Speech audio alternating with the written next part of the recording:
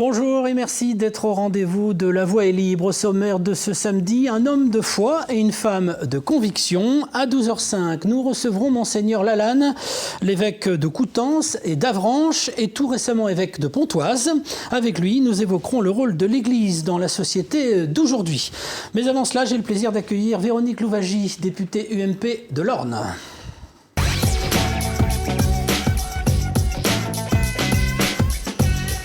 Bonjour madame. Bonjour. Bienvenue sur ce plateau. On va tenter tout au long de cette émission de mieux vous connaître, de mieux vous découvrir. Et puis, bien sûr, on va aborder avec Franck Beignet votre actualité, qu'elle soit parlementaire, locale ou nationale. Et il y a pas mal de sujets à voir, Franck. Oui, tout à fait, Jean-Yves. On a beaucoup de sujets à évoquer avec vous, madame Louwagie, puisque vous faites partie de ces jeunes élus, en quelque sorte. Vous étiez inconnu de la scène politique il y a encore 3 ans. 2010, élection à la région. 2011, au département. Et 2012, l'an dernier, victoire aux législatives dans l'Orne. Parmi les sujets, le mariage pour tous, sur lequel vous êtes intervenu il y a quelques jours à l'Assemblée nationale, face à Christiane Taubira, on reverra une séquence d'ailleurs, l'emploi avec les mauvais chiffres de l'industrie automobile et des inquiétudes chez Forestia à Flers, et puis l'environnement avec ce projet de méga décharge à Nonant-le-Pin dans votre département. Et puis comment avez-vous vécu vos 8 premiers mois au sein de l'Assemblée nationale? C'est une députée active, Jean-Yves, puisqu'elle a à son actif une centaine d'interventions en 8 mois. Elle fait aussi partie des élus qui ont mené la fronde contre Alain Lambert, l'actuel président du Conseil général. Prépare-t-elle d'autres échéances? On lui posera la question. Voilà, tout ça est assez copieux. On va essayer de faire ça dans le temps qui nous est imparti. Afin de mieux vous connaître, madame, découvrons votre fiche d'identité. Vous êtes née le 20 mars 1961 à Buis-sur-Danville, dans l'Eure. Vous avez donc 51 ans, mariée, 3 enfants. Vous êtes expert comptable de profession. Au rayon politique, vous tombez dans la marmite très tôt, vers 16 ans. Vous adhérez au RPR à votre majorité, puis à l'UMP en 2002. Premier mandat à 22 ans. Au municipal de Juignette, toujours dans l'Eure. Conseiller municipal à l'Aigle de 2001 à 2008, conseiller général de l'Aigle-Ouest en 2011. Vous êtes élu député de la 2e circonscription de l'Orne en 2012.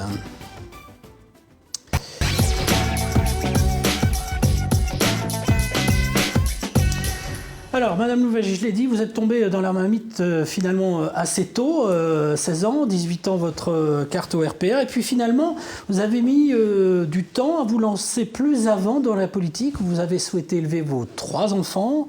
Alors, est-ce que ça veut dire que pour une femme, c'est plus difficile de se lancer dans le combat que vous avez choisi ?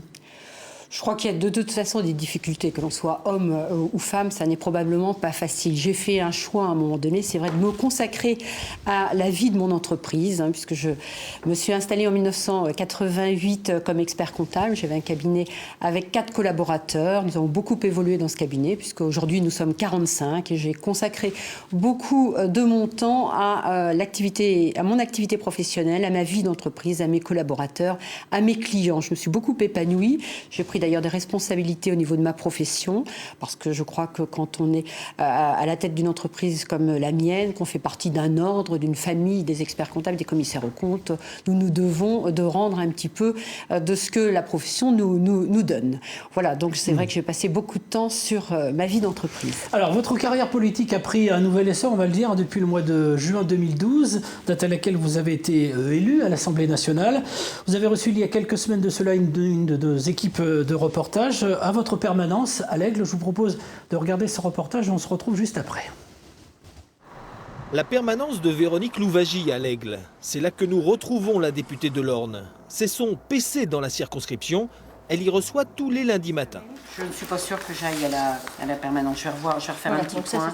Allez-y. Véronique Louwagie s'affirme pour le cumul des mandats, car l'essentiel, selon elle, c'est de ne pas rompre avec le terrain.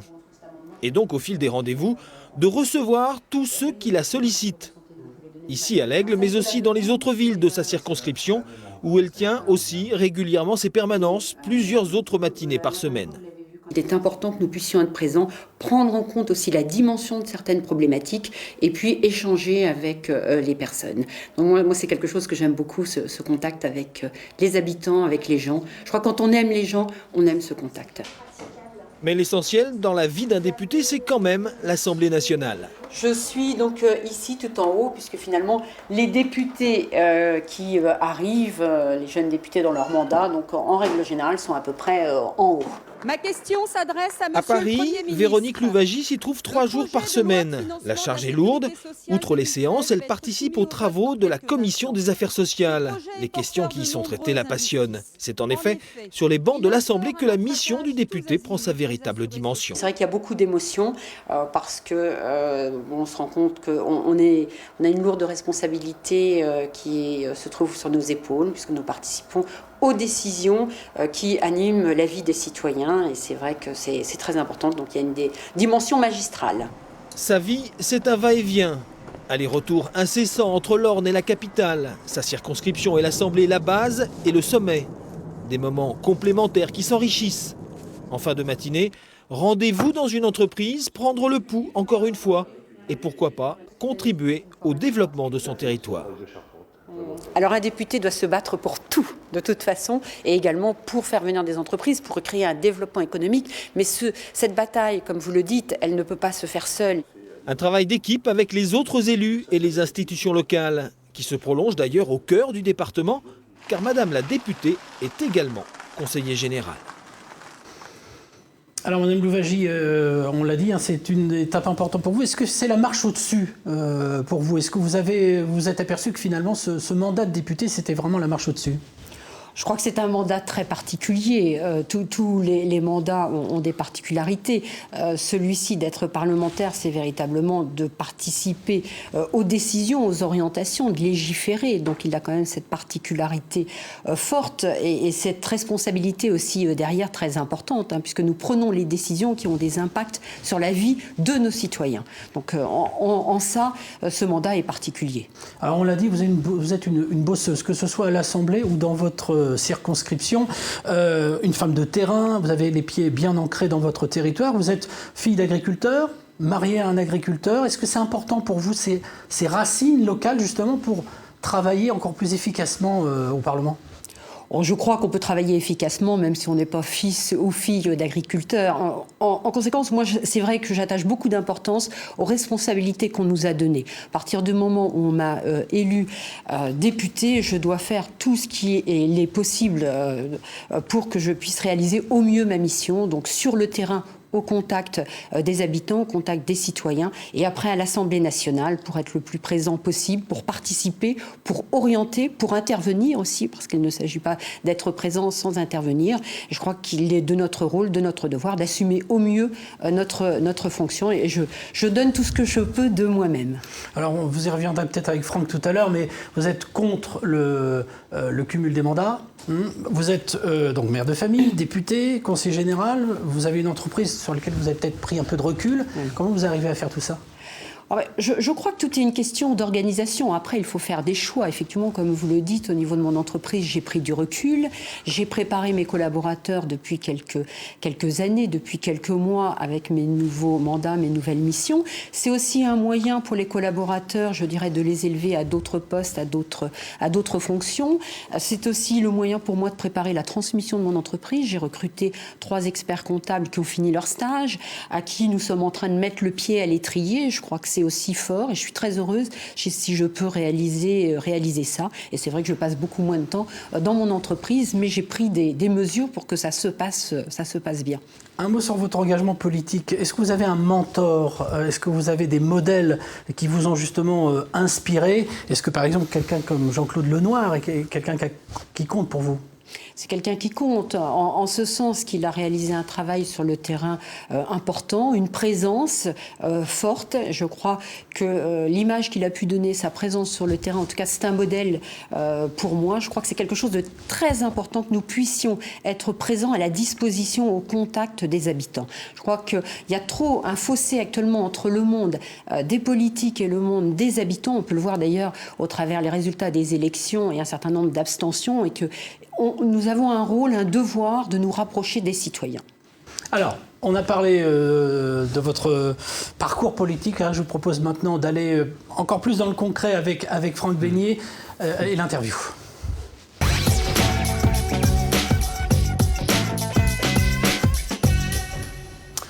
Véronique Louwagie, vous avez passé une partie de la semaine à l'Assemblée nationale pour participer au débat sur le mariage pour tous. Vous retournez d'ailleurs juste après cette émission à l'Assemblée pour garder, la majorité bien en lien et en force. Vous êtes vent debout contre ce projet et on va voir un extrait justement qui résume tout à mon avis. Monsieur le Premier ministre, quand allez-vous enfin décider d'appuyer notre légitime demande de référendum sur cette question de société auprès du Président de la République ? Vous avez parlé il y a quelques instants, Monsieur le Premier ministre, de respect, de besoin de respect. Ne serait-ce pas un message de respect à l'égard de ces milliers de Français que de les écouter ? Il est regrettable que vous n'ayez pas été assez disponible, participer à nos débats à la Commission des lois la semaine dernière. Parce qu'au cours de ces débats, nous avons largement abordé la question du référendum qui est effectivement encadrée par l'article 11 de la Constitution. Et je ne doute pas que vous, parlementaires et législateurs, vous êtes respectueuses de cette loi fondamentale. Alors, ambiance électrique à l'Assemblée nationale autour de ce projet de mariage pour tous. Quand vous entendez Christiane Taubira vous reprocher justement que vous n'étiez pas présente la semaine dernière, au moment où on a évoqué en commission des lois le référendum, qu'est-ce que vous dites ? Je crois que sur le référendum, le gouvernement se mobilise effectivement derrière l'article 11 de la Constitution. Le président de la République a tout à fait la possibilité d'aller et de choisir le référendum. Je crois que ça aurait été quelque chose de très bien, de donner la parole aux Français sur une question de société comme celle-ci. Alors certes, je n'étais pas en commission des lois parce que je ne suis pas membre de la commission des lois et j'étais présente dans une autre commission. Mais derrière ce sujet, il y a une demande forte des habitants. Il y a une demande forte des Français de pouvoir participer à ce débat. Et je ne crois pas qu'on puisse prendre, nous, au Parlement, une décision comme celle-ci, d'aller vers le mariage, vers l'adoption entre personnes de même sexe, qui vont engager la société, qui vont engager la France pour toutes les décennies, pour tous les gouvernements à venir, pour les prochaines républiques. Je crois que le sujet est trop important. Mais on a l'impression que les jeux sont faits, même s'il y a 5300 amendements, que les débats vont durer jusqu'au 12 février. François Hollande l'a dit, on ne passera pas par référendum et cette loi sera votée. Alors, en dehors du spectacle qu'il peut y avoir, on l'a vu cette semaine à l'Assemblée nationale, qu'est-ce que vous attendez de plus, en dehors de faire entendre votre voix ? Alors, je crois qu'on a toujours, tant que la loi n'est pas votée, on a toujours confiance, on y croit toujours, parce que sinon, ça n'est plus la peine d'aller à l'Assemblée nationale. On a fait un certain nombre de propositions de quelques députés UMP, notamment au titre d'une alliance civile, c'est-à-dire une union qui pourrait exister entre deux personnes de même sexe, qui seraient célébrées en mairie avec une publication de ban, qui donnerait des avantages fiscaux identiques à un couple de personnes, hommes et femmes, des avantages en termes de pension, de reversion au niveau de la retraite, sans pour autant que l'on aille vers la filiation. Voilà, donc on va essayer de mobiliser sur cet argument, parce que je crois que si les Français sont d'accord sur le mariage, quand nous parlons d'adoption et de filiation, derrière, il n'y a plus autant d'attentes. Ça pourrait être ce que demande l'UMP, une union une alliance civile, une union civile. Voilà, donc c'est quelque chose que nous allons défendre. Nous avons un certain nombre d'amendements de déposer en ce sens. Juste un mot sur ce qui s'est passé au début du débat cette semaine avec cette circulaire Taubira. Un texte qui demande aux tribunaux, je cite, de ne plus faire obstacle à la naturalisation d'enfants nés à l'étranger d'une mère porteuse. Est-ce que ça vous a choqué ? Est-ce que ça a mis le feu aux poudres ? Et je dirais, ce qui est le plus surprenant, c'est que vous ayez découvert, le jour de l'ouverture du débat, que cette circulaire avait été signée quelques jours auparavant. Voilà, effectivement, cette circulaire a été publiée vendredi de la semaine passée et nous avons un certain nombre de réseaux tout autour de nous qui nous permettent d'avoir des informations. Ce sont ces réseaux qui nous ont permis d'avoir connaissance de cette circulaire. Je crois que là, il y a quelque chose de fort dans cette circulaire. Alors, bon, c'est peut-être de la provocation de la part du gouvernement, peut-être de la provocation de la part de la ministre, mais ce que nous attendons, nous, durant ce débat, c'est que le gouvernement ou les députés de la majorité se prononcent clairement sur là où ils veulent aller avec ce projet de loi. Où va-t-on ? Nous sommes sur le mariage, nous sommes sur l'adoption. Qu'en est-il de la procréation médicale assistée ? Qu'en est-il de la gestation pour autrui ? Ça a été quand même très peu clair depuis le début. Les socialistes, à un moment donné, souhaitaient déposer un amendement pour la procréation médicale assistée. Après, ils sont revenus dessus. On nous dit maintenant que la procréation médicale assistée assistée va être présentée dans un projet de loi sur la famille qui sera présenté à partir du mois de mars. Je crois que c'est quand même déplorable d'analyser un projet de loi mariage-adoption comme celui-ci sans évoquer toutes les conséquences et tous les choix du gouvernement. Alors un autre projet de loi dont on a beaucoup parlé ces derniers temps, c'est celui du rythme scolaire et à la prochaine rentrée donc, et le passage à la semaine de 4 jours qui va notamment se traduire par l'accueil des enfants le mercredi matin. Quelle est votre opinion sur ce projet de loi ? Alors, ce que je regrette, c'est que lorsque le ministre a été nommé, quelques jours après, il a fait en première déclaration, donc cette déclaration comme quoi le rythme scolaire allait être modifié. Je crois qu'en matière d'éducation nationale, c'est vrai qu'il y a un gros travail à faire parce que nous avons un niveau d'échec scolaire qui n'est pas admissible, une situation d'illettrisme qui ne peut pas l'être non plus, donc il y a une vraie réflexion. À chaque fois qu'il y a un ministre, à chaque fois, on a une mise en place de nouvelles orientations, de nouvelles perspectives, d'une nouvelle réforme. Mais nous avons à peine le temps d'analyser, d'évaluer. C'est pas un bon projet. Il ne faut pas aller vers la semaine de 4 jours et demi. Je ne dis pas que c'est un mauvais projet, mais je crois qu'il n'y a pas eu le temps de la réflexion avec les acteurs. Quand le ministre annonce ça 2 jours après avoir été nommé ministre, vous m'accorderez qu'il n'a pas fait le tour de toutes les personnes qui sont concernées par ce dispositif. Voilà, donc ça c'est un regret. Alors, après, il y a la mise en application dont on regrette la manière dont ça se fait. La mise en application, justement, les communes doivent se déclarer pour savoir si elles mettent en place ces rythmes scolaires, cette semaine de 4 jours et demi, à partir du 1er septembre 2013. Vous êtes élu local, élu du conseil général. Que fait-on des enfants, notamment dans des petites communes rurales, à partir de 15h45, des communes où il n'y a pas d'activité périscolaire très organisée, où il n'y a pas les associations qu'il faut, comme des grandes villes comme Caen, par exemple ? Je crois que la difficulté au niveau des campagnes ou des villes, ce ne sera pas une difficulté d'organisation, ce sera une difficulté de moyens financiers. À partir du moment où on a les moyens financiers, je pense qu'on peut avoir des organisations en termes d'activité. Or, aujourd'hui, le gros souci, c'est comment les collectivités locales vont financer ces activités périéducatives qui sont mises en place. Alors certes, une aide est proposée par le ministère pour les collectivités qui choisissent de retenir dès septembre 2013 ce dispositif, mais c'est une aide 50 € par enfant qui n'est pas une aide pérenne et qui par ailleurs ne finance pas l'intégralité, puisqu'aujourd'hui on évalue à peu près à 150 € par enfant ce dispositif. Donc je crois que ce sont d'abord des moyens financiers. On peut regretter l'absence de concertation, à la fois également pour d'autres collectivités. Là, je pense au Conseil général qui est en charge des transports scolaires. Ça va être compliqué, justement, quand on va avoir une commune dans un même canton qui va dire OK pour la semaine de 4 jours et demi, et celle qui se trouve juste en limite à la frontière, qui, elle, va rester à 4 jours. Comment on s'organise ? Ça paraît être un véritable casse-tête là, pour les collectivités et le département. Alors, il faudra qu'il y ait une harmonisation sur le territoire. Nous avons l'occasion d'en discuter ce matin avec un certain nombre d'élus du département, notamment des maires. On ne pourra avoir qu'une harmonie au niveau des territoires. Je pense aux questions des transports scolaires, le Conseil général qui transporte sur tout le département. Et ça veut dire que les communes voisines devront faire le même choix, c'est ça ? On ne pourra pas faire du cas par cas ? Je ne pense pas qu'il soit possible d'envisager des situations tout à fait différentes sur les territoires. Il faudra qu'il y ait une concertation, une harmonie entre... Sur des territoires dont il faut définir, je dirais, la taille en fonction de la manière dont sont organisées les scolarités, les compétences. Vous souhaitez du temps, finalement. Alors, à vous entendre, septembre 2014 serait une meilleure date, peut-être ? Pour l'application de la loi ? Je crois qu'il faut laisser le temps de la concertation aux élus. Je discutais avec une maire ce matin qui est déjà organisée avec 2 mercredis par mois, un mercredi tous les 2 mercredis où il y a déjà une scolarité. Donc nous avons déjà des organisations différentes. Il faut laisser le temps aux collectivités de s'organiser. Les moyens financiers, nous en parlions, parce que si des collectivités mettent ça en place en septembre 2013, les budgets 2013 sont déjà votés actuellement. Donc quel est l'impact ? Comment fait-on ?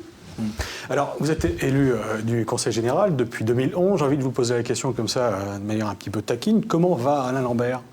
Écoutez, il va très bien. J'étais avec lui ce matin. Il a présidé l'association des maires de l'Orne et il va très bien. Oui. Et vos relations avec lui, justement, se sont améliorées ? J'ai toujours eu de très bonnes relations avec Alain Lambert. Je vois très bien où vous voulez en venir. Certes, nous avons eu, je dirais, des déceptions et quelques ressentis que nous avons voulu exprimer à quelques-uns, avec quelques-uns de mes collègues, conseillers 18 généraux. Conseillers généraux de la majorité, pour rappeler le contexte, c'était l'été dernier. Tout à fait. Vous avez créé le groupe Avenir Orne, à la tête Jérôme Nury, le maire de Tingebray, le vice-président du Conseil général, et vous avez demandé, il faut être clair, la démission du président. Alors vous dites qu'aujourd'hui les rapports sont bons et que les choses se sont apaisées. Il n'empêche qu'il va rester certainement des cicatrices. Et on ne voit pas comment vous allez réussir après cela à travailler ensemble sereinement. Vous me dites que tout va bien, mais on en doute encore un peu. Écoutez, si vous en doutez, il faut, je dirais, mesurer ce qui se passe au quotidien. Nous travaillons dans de très bonnes conditions, l'ensemble des collègues conseillers généraux. Je crois que quand il y a un nombre, comme vous le signalez, 18 sur 30, donc un nombre relativement important de conseillers généraux qui ont un ressenti, qui veulent exprimer des positions. Et le reproche principal, c'était qu'il n'était pas assez présent. Je crois que c'était important de le dire. Il n'était pas assez présent, il était trop à Paris, pas assez dans l'Orne. Oui, et je pense qu'il avait des orientations qui ont été prises par lui-même, qui méritaient des explications et de partager certaines choses ensemble. Vous avez gagné 3 élections, 2010, 2011, 2012, 2015, pourquoi pas, et la présidence du Conseil général. Vous savez, vous y pensez? Non, pas du tout, pas du tout, parce que je suis très mobilisée par mon activité de députée et dans l'immédiat, c'est ma priorité. Et les municipales de 2014 à l'Aigle? Je participerai à mettre en place une équipe, parce qu'il est de mon rôle, je dirais déjà en qualité de secrétaire départemental de l'UMP, d'animer et de trouver un certain nombre de talents sur l'ensemble de nos villes. J'y travaille. Est-ce que vous serez tête de liste? Il n'en est pas question dans l'immédiat. Alors, on va parler emploi avec des inquiétudes sérieuses dans l'industrie automobile et en particulier chez Faurecia à Flers. Faurecia qui, comme principal client de Peugeot qui va supprimer 8000 emplois dans le pays.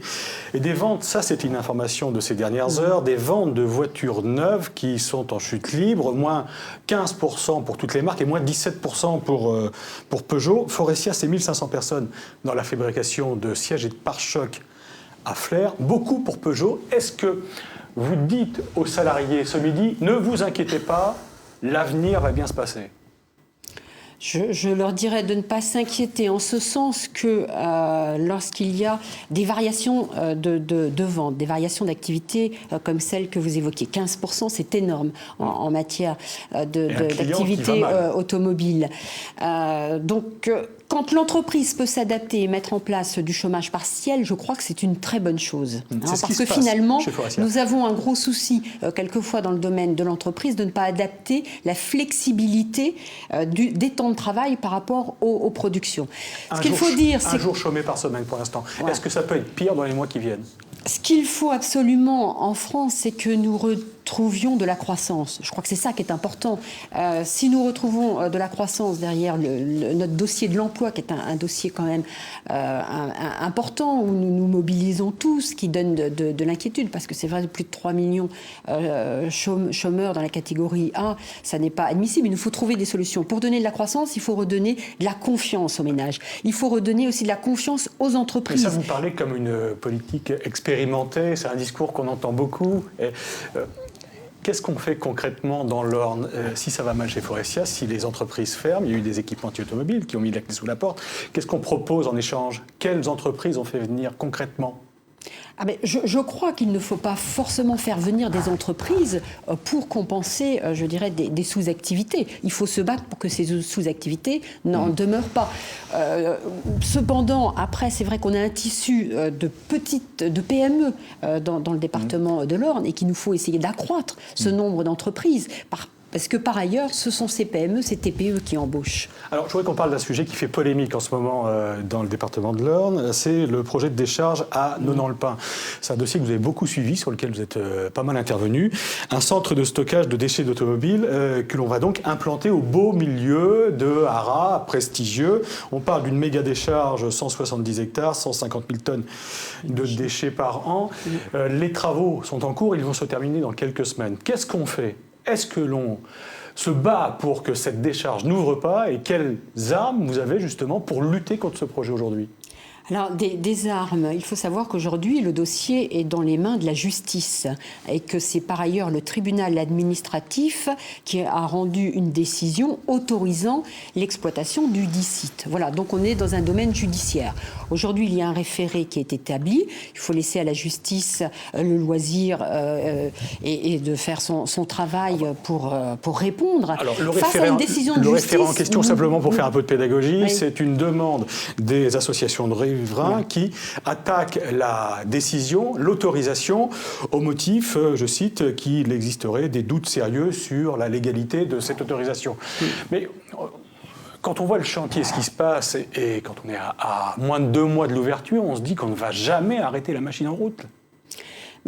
C'est la justice qui a ça entre les mains, donc je crois qu'il faut lui laisser le temps de délibérer normalement. Si il y a une décision qui effectivement indique que cette décharge ne peut s'installer ici, à ce moment-là, il faudra en tirer toutes les conséquences. Je regrette qu'un site comme celui de Nonant-le-Pin, tout près du haras du Pin, dans un site, vous l'indiquiez, où il y a beaucoup de haras, où le monde du cheval est un élément important pour le département de l'Orne, parce qu'on essaie de se développer aussi des activités dans le domaine économique, du tourisme sur la base du cheval. Donc c'est dommage, regrettable, que le site de Nonant-le-Pin ait été choisi pour une telle décharge. L'identité du département de l'Orne, on a bien compris. Dans 1 an et demi auront lieu les Jeux équestres mondiaux. Est-ce que vous craignez, là aussi très concrètement, est-ce que vous craignez que cette décharge vienne gâcher la fête en 2014 ? Non, je ne le crains pas. Et là, j'appelle tous les responsables, tous les élus, tous les responsables des associations à faire preuve de responsabilité pour que les Jeux équestres mondiaux, qui sont un événement important, qui seront retranscrits sur toutes les chaînes, les télévisions internationales, soient à la hauteur et mettent en valeur notre département de l'Orne. Certes, cette décharge est là, elle est à proximité, mais je crois qu'elle ne doit en aucun cas, et personne ne peut avoir la responsabilité de faire en sorte que les Jeux équestres mondiaux seraient entachés par ce site de déchets à proximité. Il nous reste quelques secondes. J'aimerais connaître votre avis justement sur une déclaration du président de région, Laurent Beauvais, qui disait « Pourquoi le perche recherché par les Parisiens devrait-il être exclu du recours aux énergies renouvelables, en l'occurrence aux éoliennes ?» Vous êtes contre les éoliennes dans votre département et dans votre secteur, votre région, le Perche ? Je ne suis pas contre les éoliennes d'une manière générale. Ce qui s'est passé, il faut retraduire un petit peu ce qui existe dans le Perche. Il y a un parc régional naturel qui, en l'occurrence, établit une charte en mettant en valeur les paysages.